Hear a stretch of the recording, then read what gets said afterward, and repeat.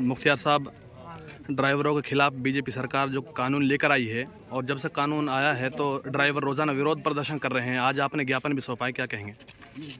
देखिए, जिस तरह की अफरा तफरी और जिस तरह का चिंताएं ड्राइवर तबके के जहनों में हैं देश के अंदर, उन तमाम तरह की चिंताओं और शंका सुबाहों के बीच एक रास्ता, एक समाधान ढूंढने की कोशिश की जा रही है। प्रशासन के साथ मिलकर, सरकार के साथ मिलकर बातचीत करके कि इसका कोई रास्ता निकाला जाए। जिस तरह की चिंताओं ने एकदम से ड्राइवरों को घेर लिया है, तो हम भी हमारे यहाँ कामा और इसके आसपास के इलाकों के जितने भी ड्राइवर हैं वो सब आज इकट्ठे हुए थे। सबने कलेक्टर के यहाँ ज्ञापन सौंपा है, बड़ी तादाद में लोगों ने इकट्ठा होकर। और कोशिश ये है कि यहाँ हमने सिंबॉलिक तरीके से प्रशासन को अपनी मांग से अवगत करा दिया है।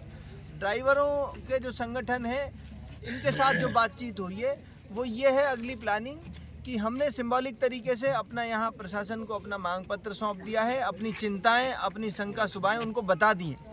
अब हम सड़क पर रह के, ग्राउंड पर रह के, घर घर जाकर, गांव-गांव जाकर, इलाके के तमाम शहरों में जाकर अपने लोगों को अवेयर करेंगे और इस काले कानून के खिलाफ पूरी ताकत के साथ लड़ाई लड़ने का काम करेंगे। मैं अपने ड्राइवर साथियों को और मुल्क में जहाँ जहाँ ड्राइवर तबके के लोग हैं जो मुझे सुन रहे हैं, देख रहे हैं, मैंने पहले भी कहा है, मैं खुद, मेरे पास एक लाइसेंस है। हर आदमी इस गलतफहमी में है कि जो बड़ी गाड़ी चला रहा है या जो 10,000 रुपये की नौकरी कर रहा है, अपने बच्चों को पाल रहा है, सिर्फ वो ड्राइवर है। मेरे जैसा आदमी जो वाइट कॉलर जॉब करता है, नौकरी करता है, उसको ये पता ही नहीं है कि ये बिल मेरे भी खिलाफ है। ये ड्राइवर तो एक्सपर्ट ड्राइवर हैं, इनके पास तो हैवी ड्राइविंग का लाइसेंस है। ये तो मुझसे और मेरे जैसे बहुत सारे लोगों से ज़्यादा अच्छी गाड़ी चलाते हैं। चिंता तो हम जैसों को भी होनी चाहिए कि कल को हमारी गाड़ी से कोई नुकसान हो गया, कोई नफ़ा नुकसान हो गया, तो कोई जानबूझ के नहीं करता। अनजाने में, गलती से, वो सामने वाले की भी गलती हो सकती है, किसी से कोई नफ़ा नुकसान हो गया तो उसके लिए 10-10 साल की सज़ा कौन भुगतेगा? 7 लाख रुपए, 10 लाख रुपए का जुर्माना कौन भरेगा? तो ये समझने की बात है।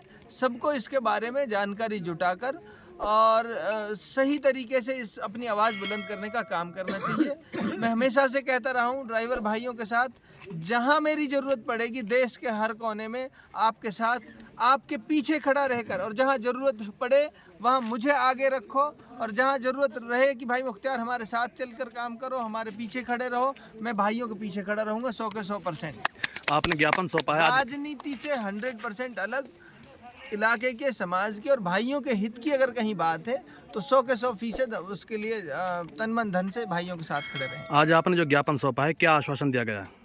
प्रशासन ने आश्वासन दिया है कि आपकी बात को सरकार के समक्ष मजबूती से रखेंगे और ऊपर तक आपकी बात पहुंचाने का काम करेंगे। प्रशासन का यही काम है, हमारे और सरकार के बीच का संवाद करने का काम है।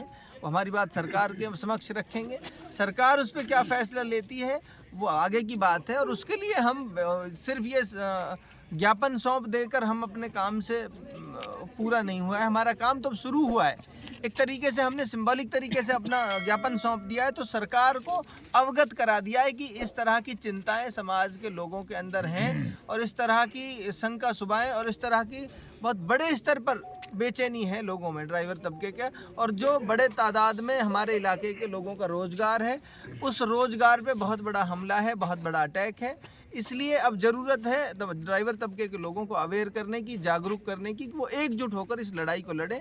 यहाँ हमने सिंबॉलिक तरीके से दिया, आइंदा हम अपने इलाके में, कामा, उसके आसपास के इलाके और पूरे देश लेवल पर हम इस लड़ाई को लड़ने का काम करेंगे। हमने पहले भी डिस्कशन किया है। अब यहाँ से आगे हम, क्योंकि हम लोकल प्रशासन को अवगत करा चुके हैं, यहाँ से आगे हम दिल्ली कूच करेंगे, यहाँ से आगे हम जयपुर कूच करेंगे। उसकी रणनीति, उसकी तैयारी बड़े स्तर पर करने का काम करेंगे। 3 जनवरी को सरकार ने आश्वासन दिया था कि ये कानून लागू नहीं होगा, तो देखो, लागू नहीं होगा, ये सरकार यही काम करती है। ये क्या है, झांसे देती है, ये झांसे देने का काम करती है। या तो ये कहती है कि ये सरकार, हम वापस ले रहे हैं कानून को, लागू नहीं होगा अभी, इसका क्या मतलब है? अभी नहीं होगा तो कभी ना तो लागू होगा, 6 महीने बाद, 2 महीने बाद। ये सिर्फ ये देख रहे हैं कि लोगों में कितना विरोध है, कितना लोग विरोध करते हैं। समय के साथ लोग भूल जाएंगे, फिर इसको बैकडोर से वापस एप्लीकेबल कर देंगे। कानून जब तक वापस नहीं हो जाता तब तक ये संघर्ष जारी रहेगा, तब तक ये लड़ाई जारी रहेगी। तो क्या लगता है कि इस तरह से संघर्ष करने से कानून वापस हो पाएगा? देखिए, लोकतांत्रिक देश में रहते हैं और कोई भी लोकतांत्रिक देश लोगों की आवाज़ से मिलकर ही बना होता है और लोगों की आवाज़ को सुना जाता है। मैं ये समझता हूँ जिस तरह से हमने किसान आंदोलन और किसान काले कानूनों के विरोध जो लड़ाई लड़ी, पूरे देश के किसानों ने एकजुट होकर, इसी तरह ड्राइवर जो तबका है ये देश की अर्थव्यवस्था का ऐसा पहिया है कि जिन ड्राइवरों ने अगर वो पहिया बंद कर दिया ना, देश की अर्थव्यवस्था घूमनी बंद हो जाएगी। एक दिन के अंदर अंदर, मैं कह रहा हूँ, ये काले कानून वापस हो सकते हैं। सिर्फ एक दिन के अंदर अंदर अगर हमारे ड्राइवर तबका ये कह दे कि हमने ड्राइवर का और स्टीयरिंग का पहिया छोड़ दिया, उसी दिन ये काले कानून वापस नहीं हो जाए तो मेरी गारंटी है। तो लड़ाई लड़नी पड़ेगी, लोगों को अवेयर करना पड़ेगा, एकजुट होकर एक ताकत के साथ लड़ना पड़ेगा। और मैं तो ड्राइवरों को कह रहा हूँ, मेरे साथी सुन रहे हैं मुझे, ये अवसर है, ये मौका है आप लोगों के पास। इतना बड़ा तबका देश में के अंदर है, 20 करोड़ लोग लगभग ड्राइवर हैं जो जिनका व्यवसाय ही ये है कि वो ड्राइविंग के पेशे पर निर्भर हैं। 20 करोड़ लोगों का मतलब हो गया कम से कम 1/5 हिस्सा देश की आबादी का, लगभग देश की आबादी का इतना बड़ा हिस्सा अगर ड्राइवर है, और तो उसको अपनी मांगे मनवाना कोई मुश्किल काम नहीं है। आप लोगों के पास ये मौका है एकजुट होकर एक प्लेटफॉर्म पे आकर अपनी लड़ाई को, अपनी आवाज़ को मजबूत तरीके से उठाने का। अगर आपका संगठन जिस तरह से ये लड़ाई पूरे देश में लड़ रहा है, ये संगठन इतना बड़ा ताकत पा जाएगा कि ये राजनीतिक ताकत और सामाजिक ताकत बनने का काम भी कर सकता है आने वाले समय में। इसलिए मैं ड्राइवरों से कहना चाहता हूँ, ये अवसर है, ये मौका है कि हम अपने आप को एक यूनाइट कर तमाम तरह के बंधनों से ऊपर उठकर ड्राइवर, क्योंकि एक अपने आप में बहुत बड़ी ताकत है। जब हम राजनीतिक और सामाजिक ताकत बन जाएंगे तो हम अपने अधिकारों की लड़ाई को मजबूती से लड़ सकते हैं। आज ड्राइवर को ये सोचने की ज़रूरत नहीं पड़ेगी कि उसकी तनख्वाह आज फिक्स नहीं है, उसको कोई उसके साथ मिसहैपनिंग हो जाए, उसका कोई नियम कानून नहीं है। तो इस तरह की चीज़ों से उसको अगर उभरना है तो फिर उसको अपनी लड़ाई लड़नी पड़ेगी, धन से पूरी मजबूती से खड़ा। हिट एंड रन कानून के खिलाफ रोजाना ड्राइवर विरोध प्रदर्शन कर रहे हैं, जबकि सरकार का कहना यह है कि जब अगर ये कानून लागू होगा तो घटनाओं में कमी आएगी, सड़क हादसों में कमी आएगी। क्या कहेंगे? जी, सड़क हादसे में कमियां आएंगी, ये बहुत अच्छी बात है। कानून बनाना देश की जनता के लिए ये भी बहुत अच्छी बात है, लेकिन ऐसा कानून बनाना जिससे ड्राइवरों की फांसी, बलि कहें हम, बलि पे चढ़ाना देश के ड्राइवरों को, ये गलत है। अगर देश के अंदर ड्राइवरों के लिए कोई कानून बनाना था तो सबसे पहले मैं प्रधानमंत्री, परिवहन मंत्री से हाथ जोड़ के रिक्वेस्ट करना चाहता हूँ, जैसे हमारे ऑल ड्राइवर कल्याण संघ भारत के या अन्य देश के अन्य संगठनों ने देश के 22 करोड़ चालकों के लिए प्रधानमंत्री, परिवहन मंत्री, राष्ट्रपति, राज्यपाल के लिए ज्ञापन सौंपा है कि हमें ड्राइवर आयोग दो, ड्राइवर दिवस दो। ड्राइवर ऑटो से लेकर टैक्सी, टैक्सी से लेकर ट्रक ड्राइवर, इनके लिए एक सैलरी निर्धारित करें। 10,000, 15,000 कमाने वाला ट्रक ड्राइवर, कश्मीर से कन्याकुमारी तक चलने वाला, उसकी क्या सैलरी है? 10,000, 15,000 महीना कमाने वाला वो 7 लाख रुपए कहाँ से भुगतेगा? वो 10 साल की सजा भुगतेगा तो उसका परिवार कहाँ जाएगा? ये काला कानून जब तक बंद नहीं होगा हम ऐसे ही रोज जताते रहेंगे। देश का ड्राइवर एक सदमे में है।